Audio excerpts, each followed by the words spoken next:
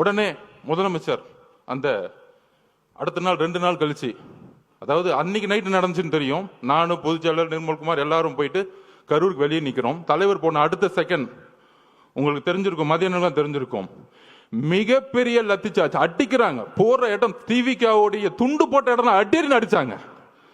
இது தெரியுமா ஊடகங்களுக்கு? இல்ல ஊடகங்கள் தெரிஞ்ச வாய் தெரிஞ்சு பேச மாட்டாங்க. என்ன அடின்னா மரண அடி. ஒருத்தரும் டிவிக்காவுடைய துண்டோ சட்டையோ இல்ல ஒரு நீங்க இளைஞரா இருந்தீங்கன்னா அந்த கருவிலே நிக்க முடியாது. நாங்க வெளியே வந்துட்டு பாடல நிக்கிறோம். மேல நிர்வாகத்துல இருந்து கூப்பிட்டா இல்ல வராதிங்க, இல்ல நம்ம ஒரு 500 பேரோட போனா திருப்பி ஒரு கலவரன்னு ஒரு சுச்சுவேஷன் உருவாக்குவாங்க.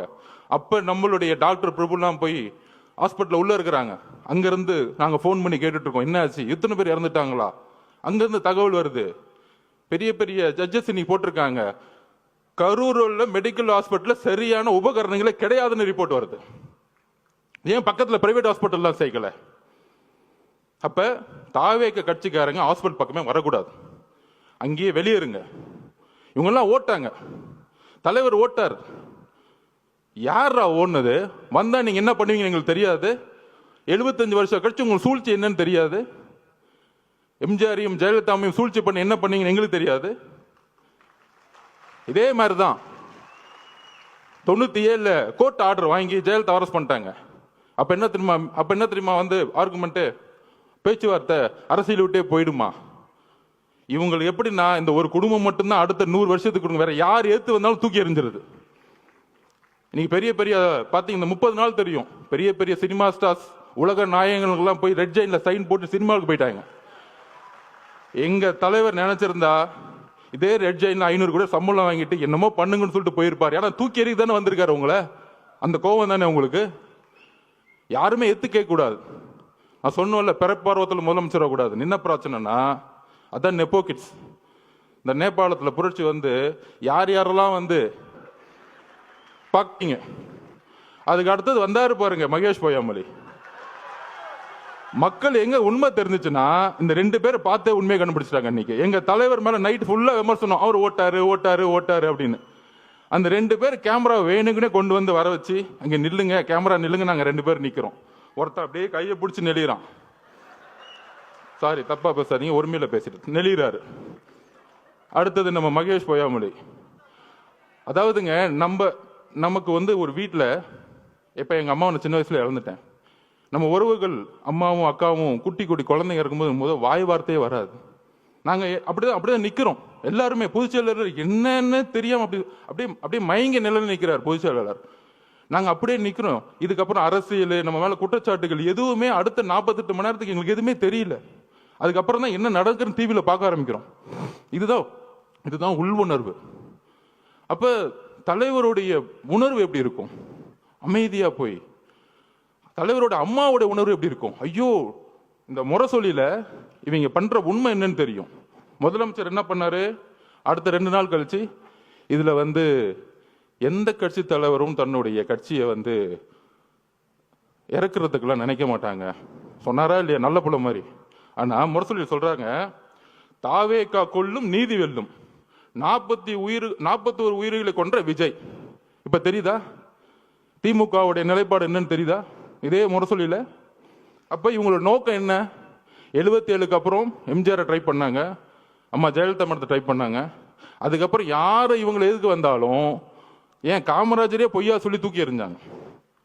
ஆனால் அந்த சூழ்ச்சியை ரொம்ப அமைதியா இருந்து, இது அரசியல் சாணக்கியத்தல்ல, தன்னுடைய உண்மை உணர்வு, அந்த மக்கள்கிட்ட இருக்கிற உணர்வு.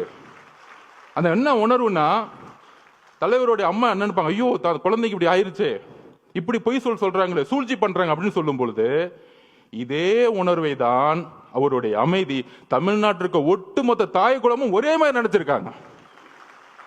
தலைவரோட அம்மா மட்டும் அப்படி நினைக்கல. அதனாலதான் இவங்க மாட்டிக்கிட்டாங்க. அன்னைக்கு நைட் இவர் நடிக்க அந்த பிரச்சனையிலையும் கண்டிஷனை ஃபாலோ பண்ணுங்கன்னா ஆக்டிங் போட.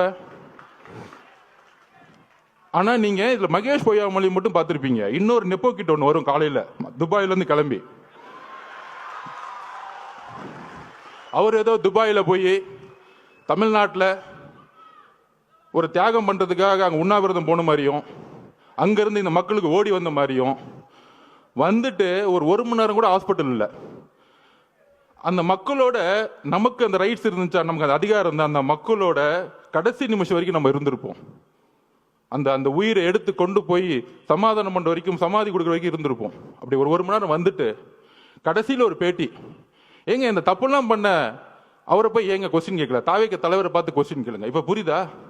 பாவம், முதலமைச்சருக்கு உடம்பு சரியில்லை, அவருக்கு என்ன நடக்குதுன்னே தெரியாது, ஒரு பேப்பர் கொடுத்தா படிப்பார். சட்டசபையில் பாருங்க, எதிர்கட்சி தலைவர் 2 மணி நேரம் பேசுவார். ஆனா எதிர்கட்சி தலைவர் பேசுறத காமிக்கவே மாட்டாங்க வீடியோல. டக்குன்னு ஒரு குறிப்பு வரும், ஒரு 5 நிமிஷம் பேசுவார். அவர் 2 மணி நேரம் கத்திட்டு இருப்பார், 5 நிமிஷம் பண்ண லைவ் வரும். அவர் என்னப்பா பண்றது?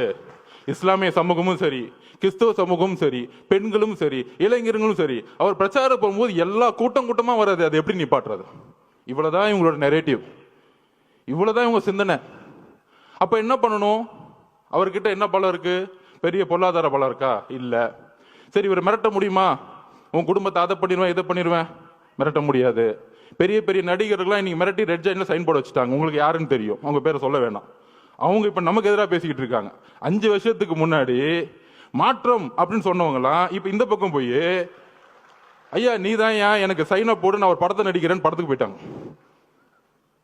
அன்னைக்கு எப்படி நைட்டு நடிச்சாங்களோ, வாழ்க்கை முழுசும் நடிச்சு நம்பர் 1 ஆனவருக்கு நடிக்கவே தெரியாதவங்க வந்து நடிச்சாங்கன்னா இவருக்கு தெரியாதா தலைவருக்கு? அப்படி நீ நைட்டு மாட்டி முதலமைச்சர் அப்படி வந்து அடுத்த நாள் அறிக்கை, முதலமைச்சர் மட்டும் இல்ல, ஹோம் செக்ரட்டரி கோர்ட்ல கேஸ் ஃபைல் பண்றாங்க. கோர்ட்ல கேஸ் ஃபைல் பண்ணி எக்ஸ்பார்ட்டி ஆர்டர். தாவேக்க கிடையாது, யாருமே கிடையாது, திமுகவே கேஸ் போடுமா, திமுகவுடைய அரசு வக்கீலே ஆர்குமெண்ட் பண்ணுவாராம். அதுக்கப்புறம் நான் எதுவும் சொல்ல முடியாது, ஒரு ஜட்ஜ்மெண்ட் வருது. அன்னைக்கு தலைவர் கூப்பிட்டார் இமீடியட்டா, தோழர்களே இவங்களுடைய சதி சூழ்ச்சி, கரூருடைய சூழ்ச்சிகள் நம்ம ஒட்டுமொத்த கட்சியும் அழிக்கிறதுக்கான வேலையை செய்ய ஆரம்பிச்சிட்டாங்க. அதுல துரைமுருகன் பேசுறாரு, யாரு? கட்சியோட பொதுச் செயலாளர். 1 நம்பர் கமிஷன் விசாரிக்கும், விசாரிச்சுட்டு உண்மை இருந்தா தலைவர் விஜய் மேல வந்து நடவடிக்கை எடுப்போம், நாங்க அதுக்கெல்லாம் பயப்பட மாட்டோம். இவங்க சூழ்ச்சி எங்க வந்துச்சுன்னு பாத்தீங்களா? இவங்களே கமிஷன் போடுவாங்களாம், இவங்களே காவல்துறையை போட்டு விசாரிப்பாங்களாம். திருடனும் அவனே, உள்ள வச்சுக்கிறனும் அவனே,